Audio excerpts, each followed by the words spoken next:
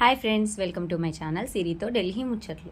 బెండకాయ టమాటా కర్రీని నేనే విధంగా చేస్తానో చూపిస్తాను. వీడియో లాస్ట్ వరకు చూడండి. ఒక ప్యాన్లో ఆయిల్ వేసుకొని ఆవాలు జీలకర్ర వేసుకోవాలి. ఏ కర్రీలోనైనా వెల్లుల్లి వేసుకుంటే చాలా మంచిదండి. ఒక 2 వెల్లుల్లి వేసుకోండి.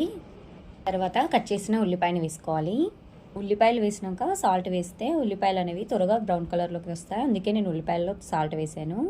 తర్వాత కొద్దిగా అల్లం వెల్లుల్లి పేస్ట్ వేసి అది పచ్చివాసన పోయిన తర్వాత కొద్దిగా పసుపు వేసుకోవాలి. కట్ చేసిన బెండకాయలు వేసుకొని ఒక 5 నిమిషాల పాటు ఉడకనివ్వాలి.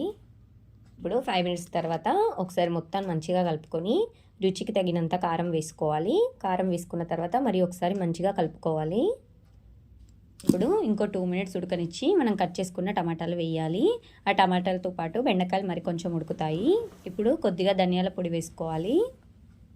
అంతే అండి, బెండకాయ టమాటా కర్రీ రెడీ అయిపోతుంది. ఇప్పుడు అందులో కొద్దిగా ధనియాల పొడి వేసుకోవాలి. లైక్, షేర్, అంతే అండి. Subscribe to my channel. By by.